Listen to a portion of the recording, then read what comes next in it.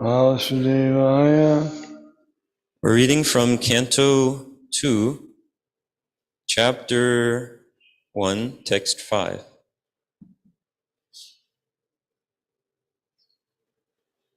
Tasmad Bharata Sarvatma Bhagavan Ishvaro Harihi Shrotavya Kirtitavyash Cha Smartavyash Chetathabhayam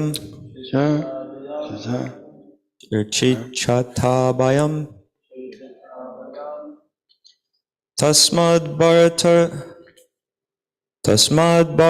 Sarvatma Bhagavan Ishvaro Harihi Shrotavya Kirtitavyascha Smartavyash Chechatabhayam Tasmad Bharata Sarvatma Bhagavan Ishvaro Harihi Shrotavya Kirtitavyascha Smartavyash Chechatabhayam Tasmad Bharata Sarvatma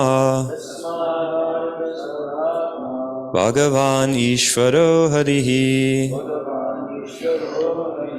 Shrotavya Kirtitavyascha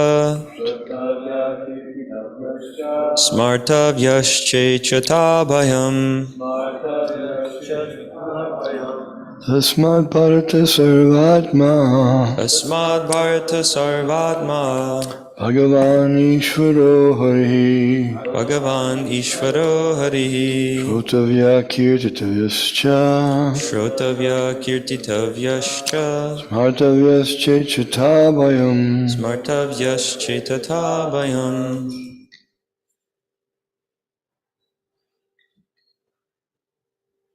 Tasmad Bharata Sarvatma Bhagavan Ishvaro Harihi Shrotavya Kirtitavyascha Smartavyash Chechatabhayam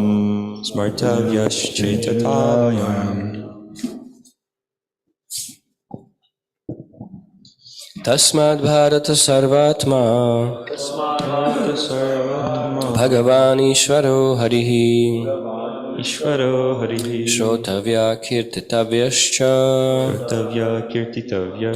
Smartavyash Chechatabhayam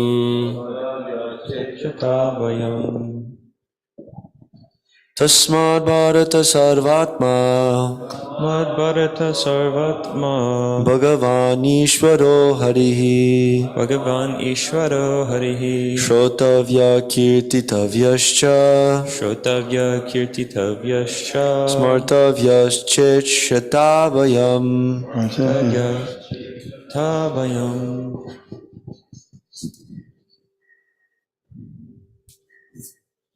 Tasmad Bharata Sarvatma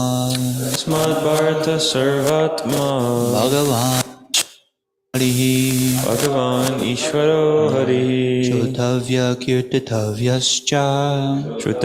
Kirtitavyascha Smartavyash Chechatabhayam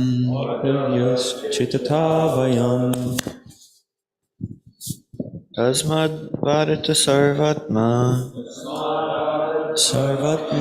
Bhagavan Ishvaro Harihi Shrotavya Kirtitavyascha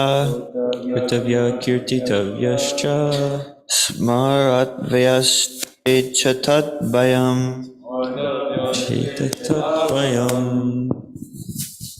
Tasmad Bharata Sarvatma Mad Bharata Sarvatma Bhagavan Ishvaro Parihi Bhagavan Ishvaro Harihi Shrotavya Kirtitavyascha Shrotavya Kirtitavyascha Smartavyaschaitavyayam Tavyaschitatabayam Tasmad Bharata Sarvatma Tasmad Bharata Sarvatma Bhagavan Ishvaro Harihi Bhagavan Ishvaro Harihi Shrotavya Kirtitavyascha Shrotavya Kirtitavyascha Smartavyaschaitavyayam Tavyaschitatabayam.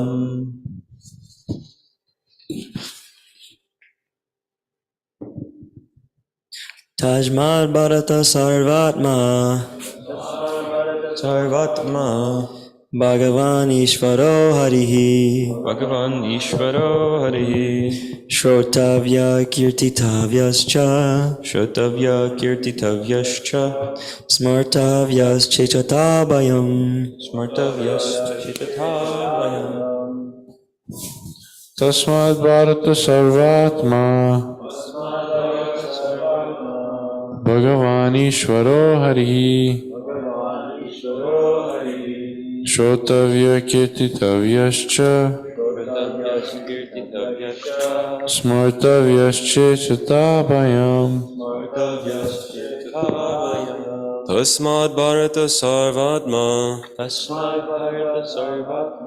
Bhagavan Ishvaro Harihi Bhagavan Ishvaro Harihi Shrotavya Kirtitavyascha Shrotavyaskirtitavyascha Smartavyaschaitavyayam Tavyaschitatabayam. Tasmat. For this reason, Bharata, O descendant of Bharata, Sarvatma, the Supersoul, Bhagavan, the personality of Godhead, Ishvaraha, the controller, Harihi, the Lord who vanquishes all miseries. Shrotavya is to be heard. Kirtitavya, to be glorified. Cha, also. Smartavya, to be remembered. Cha, and. Ichata, of one who desires. Abhayam, freedom. Translation and purport by His Divine Grace A.C. Bhaktivedanta Swami Srila Prabhupada. O descendant of King Bharata, one who desires to be free from all miseries must hear about, glorify, and also remember the personality of Godhead, who is the Supersoul, the controller, and the savior from all miseries.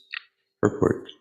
In the previous verse, Sri Shukadev Goswami has described how the foolish, materially attached men are wasting their valuable time in the improvement of the material conditions of life by sleeping, indulging in sex life, developing economic conditions, and maintaining a band of relatives who are to be vanquished in the air of oblivion.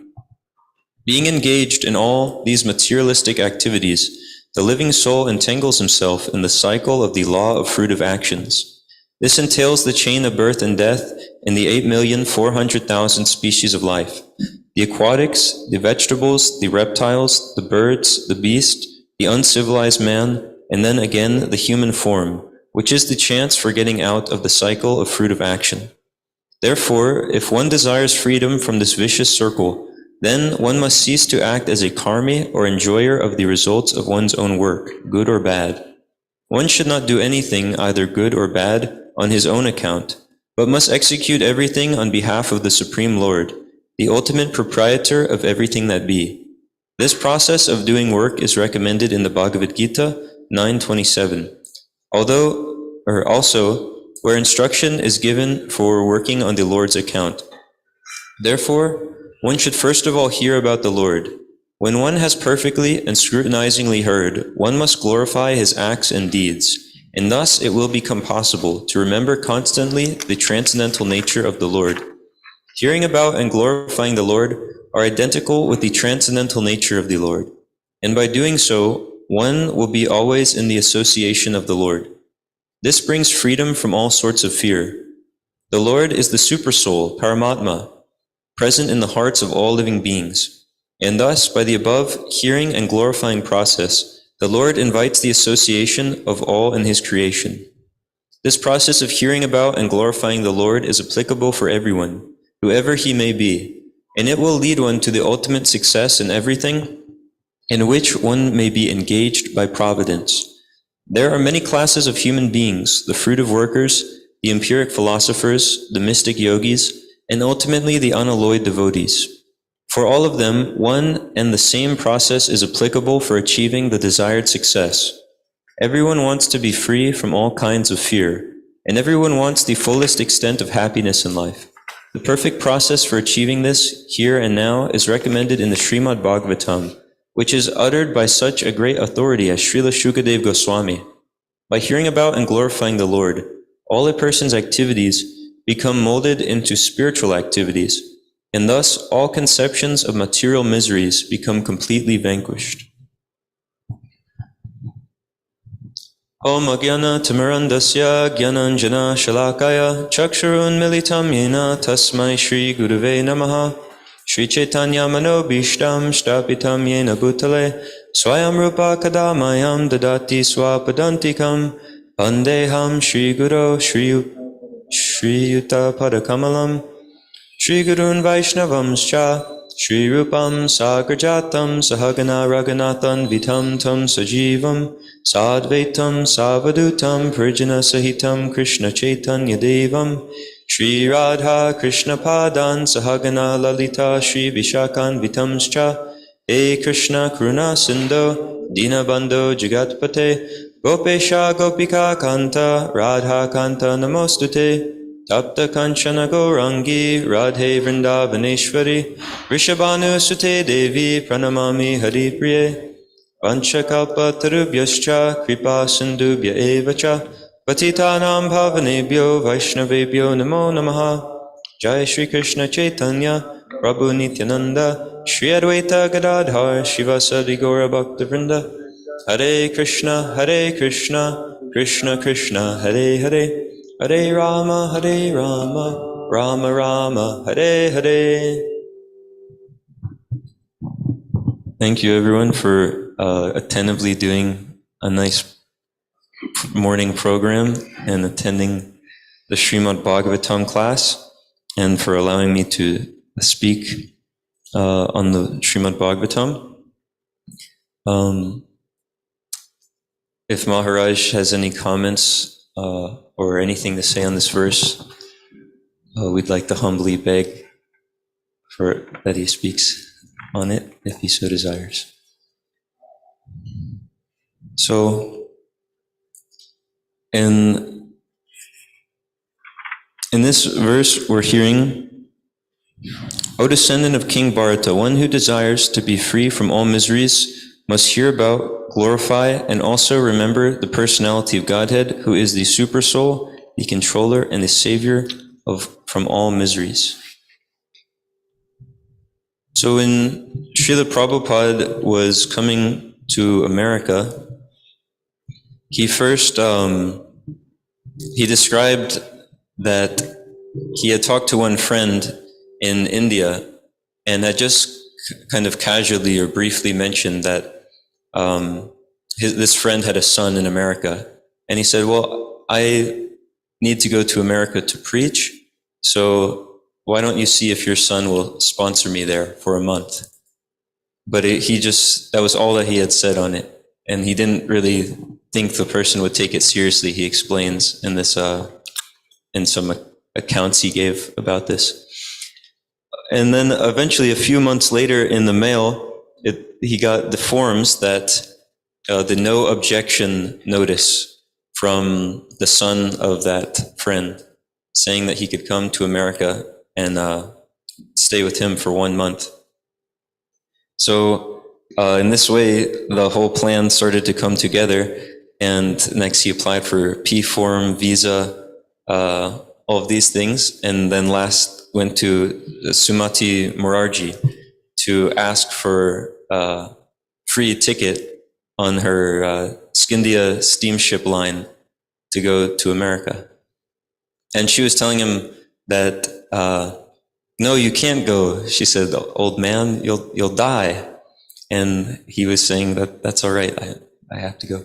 So she gave him the free ticket, and when he went on the Jaladuta to cross over to America, before it had even left the eastern area of the world, when it was passing through Egypt and around Ceylon and Gibraltar, these kind of places, there was so much difficulty with the ship and the storms on the sea, so much rain and waves and shaking the ship back and forth, that Prabhupada experienced such great difficulty and seasickness and trouble.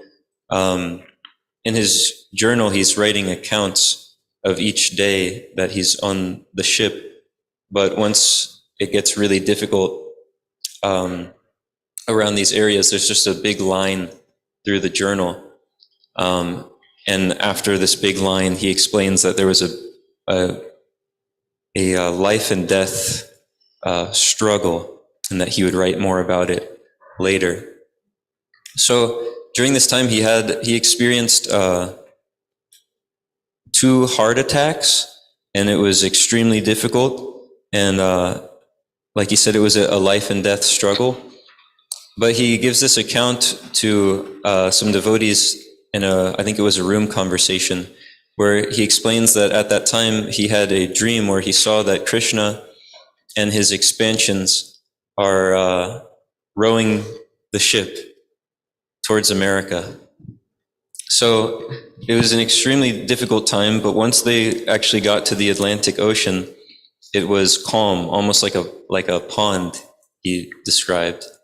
And one day he talked to one of the captains, and they were saying, the Atlantic is never this calm.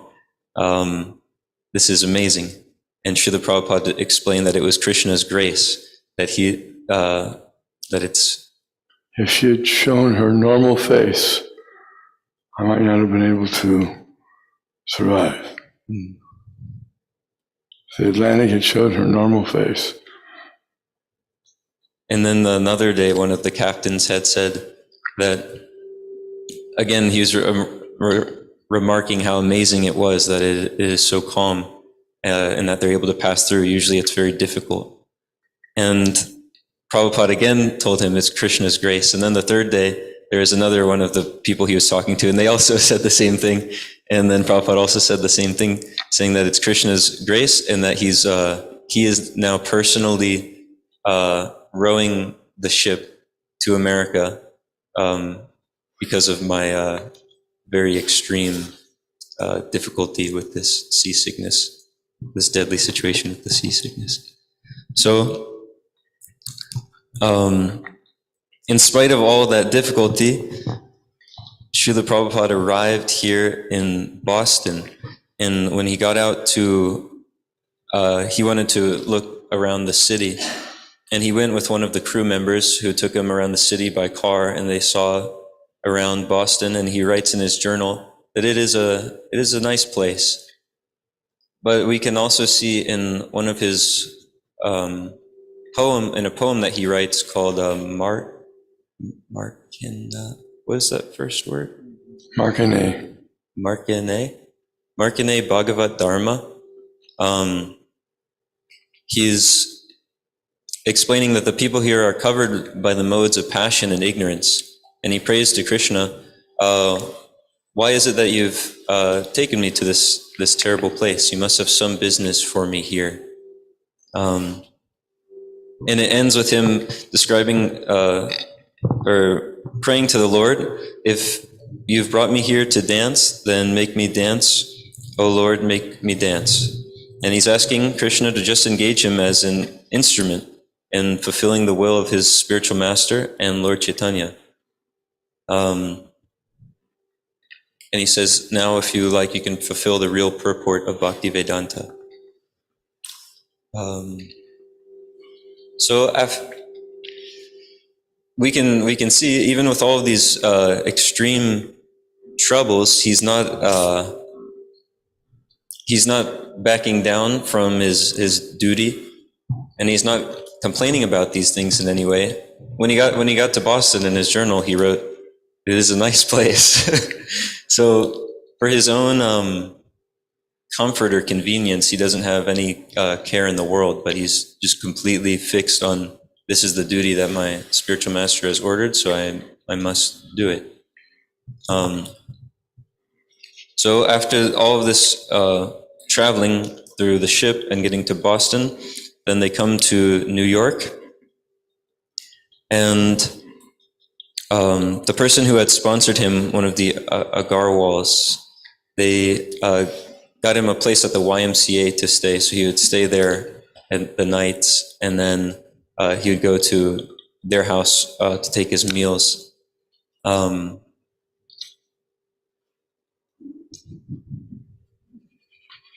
YMCA used to have many rooms available for single men, and it was quite.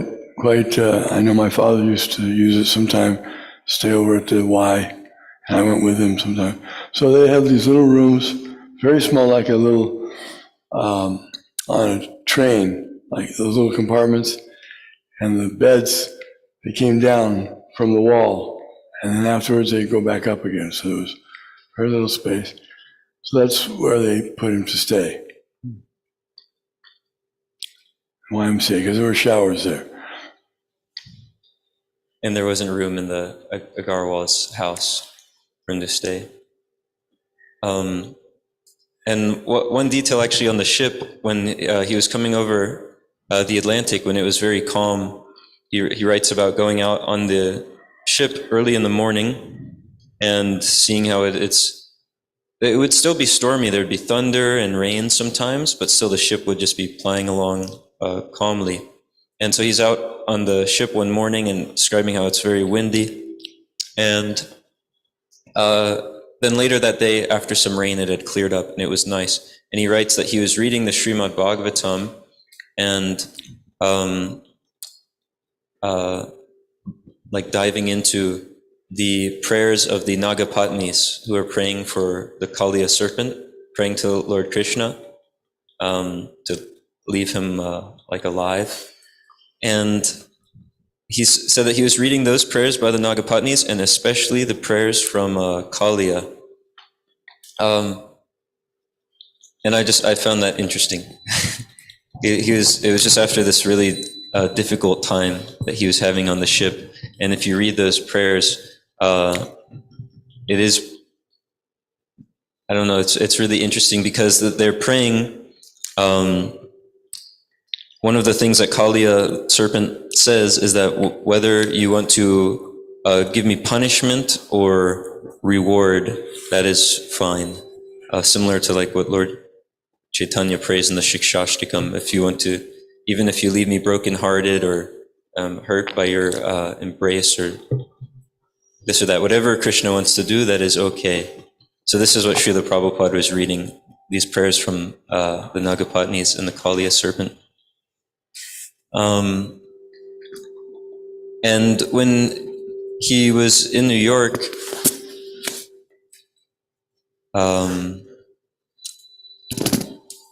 eventually he got his own apartment in New York City, and he was having programs very often. And I remember in one of the first programs in his journal, it was saying that nobody showed tonight for hearing from the Bhagavad Gita and for kirtan. So we still did the 2-hour kirtan with my tape recorder. So he was still determined and unflinching in his duty. Even he's still glorifying and hearing about the Lord, even if nobody is showing up. And later on, in New York, he would just go to the Tompkins Square Park and do kirtan. And like this, people started to come just from his chanting about the Lord. So, and he writes a few notes about how well, we can see how remarkable it is that he is just going, and all he's doing is chanting. He's just doing kirtan. And like this, people in a part of the world where there's no idea about Krishna consciousness, there's no really any religious principles being followed. It's not a favorable place in any way, but he just goes and he chants Hare Krishna, and people start coming to fulfill the prediction of Lord Chaitanya and the order of his spiritual master.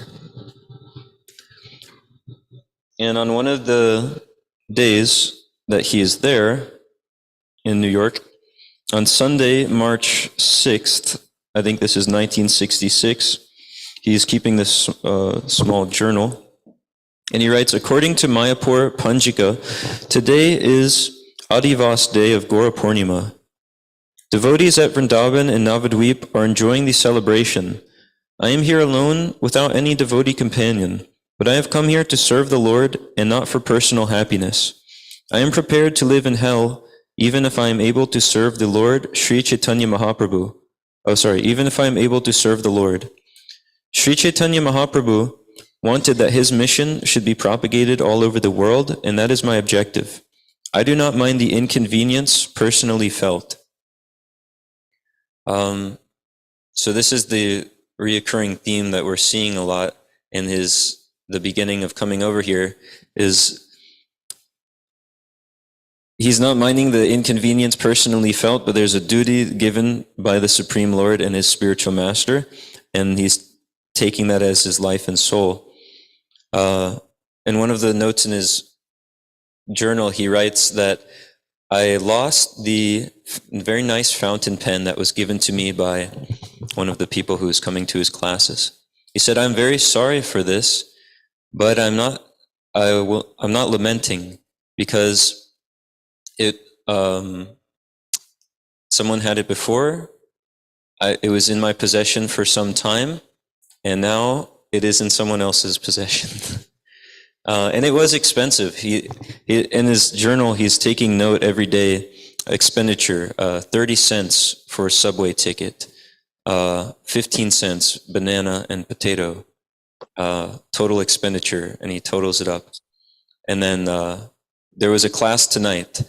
10 people came, but there was small expenditure. They only gave $4, and then he puts the total, how much spent and how much lost at the bottom.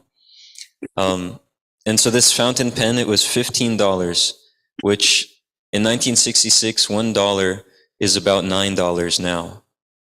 So it's actually very expensive. But he doesn't, again, he's not minding. He says, it was in my possession and now it's in somebody else's possession. And in his apartment, he just had a tape record. This is on the Bowery, which is it's the worst place. He explains in many conversations that there would be derelicts and drunkards. They'd be laying in urine or some sort of puddle of water on the floor. But he's laughing while he's explaining. He says, they never bothered me. They would stand up and be very respectful and even like open the door and this way. So he was saying when one engages in the service of the Lord, there's no impediment from material nature, which is amazing because to me, or someone reading this, I'm seeing so many grand impediments, big challenges. But again, Prabhupada's describing, it is a nice place when he gets to Boston. And then he's explaining there's no impediments. So we see that there's no impediment because the center of it, or the objective, has nothing to do with his personal convenience. So in that way, there's no actual impediment because the path or the goal is Krishna's service and the instruction of his spiritual master. So on that road, there's actually zero impediments from the material energy because he's engaging in the service of the Lord. And so whatever happens, whether it appears bad or good, it's actually all good. There's a really nice verse that explains this. When I went to go on book distribution with Vijay Prabhu in California, and he explained that before he goes for book distribution, there's several verses he chants, and some of them are from the Bhagavad Gita and some from the Bhagavatam. And one of them was explaining that whatever we do when we're out on book distribution, or whatever happens, whether they take the book or they don't take the book, whether they're happy with us or want to insult us, whatever it is, whatever happens, it's actually all good because we're engaging in the Lord's service. It's on the transcendental platform. So whether they take the book or don't take it. Sorry, I was trying to see if I can find that verse.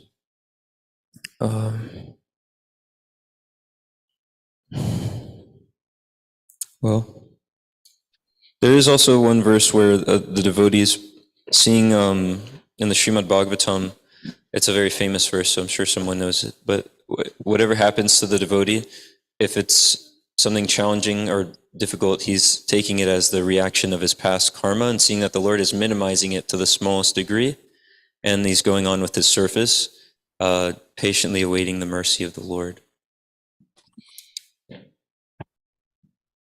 So,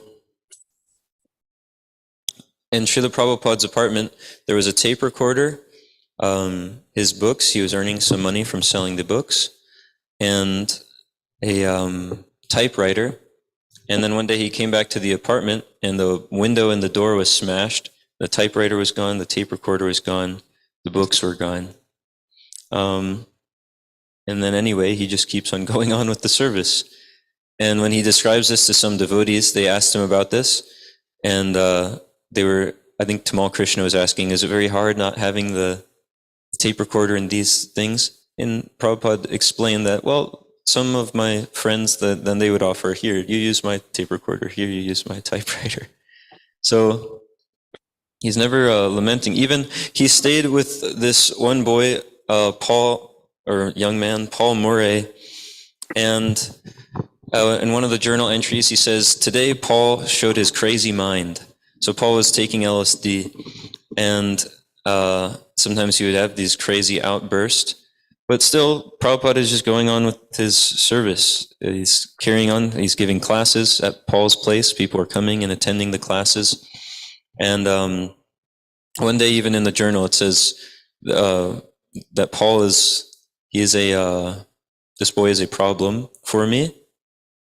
But it's the way Prabhupada is going about the situation. It's not like how me or someone else might go about it, which is, this person is a problem. Oh, I wish the worst for them. And, maybe I should kick them out and the apartment should be mine now. And no, he says, this boy is a problem for me.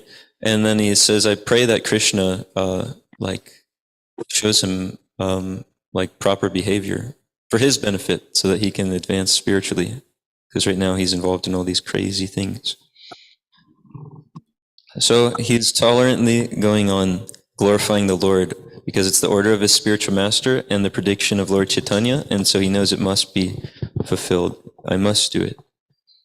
And so here's an excerpt from one lecture on Bhagavad Gita, chapter 2, text 11, from March 4th, 1966, at the yoga studio of Dr. Mishra. Just like at Vrindavan that is practical. Now I am sitting, New York, the world's greatest city, so magnificent city, but my heart is always hankering after that Vrindavan. And this is one of the attendees in the class. Yes. Prabhupada. Yes, I am not happy here. Woman. Yes, I know. Prabhupada. I shall be very happy to return to my Vrindavan, that sacred place. But then, why are you here? Now, because it is my duty. I have brought some message for you people, because I am ordered by Superior, my spiritual master, that whatever you have learned, you should go to the Western countries and you must distribute this knowledge. So in spite of all my difficulties, all my inconveniences, I am here because I am in duty. That is my personal convenience. If I go and sit down at Vrindavan, I shall be very comfortable there, and I'll have no anxiety, nothing of the sort, you see. But I have taken all the risk in the old age because I am duty bound. I am in duty bound. So I have to execute my duty in spite of all my inconveniences. That is the idea. So this is the whole thing. the whole basic principle of spiritual advancement of knowledge. One should first be convinced that he is not this body. He is not this body. Then other spiritual knowledge will begin. And then this is just the very last note in Prabhupada's journal. He's going through this very beginning time, and this was the very last note in the journal in New York City. So some devotees had gotten initiated: Brahmananda, Mukunda, Janaki, Kirtanananda. And so then this is the very last note that he makes in this journal. All initiated devotees must attend morning and evening classes, must not be addicted to any kinds of intoxicants, including coffee, tea, and cigarettes.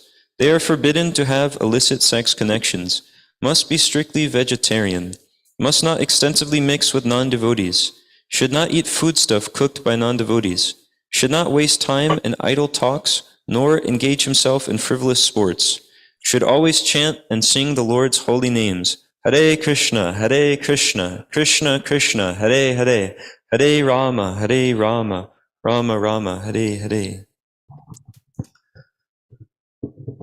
So, I'm sorry, we're out of time. Srimad Bhagavatam ki jai, Srila Prabhupada ki jai.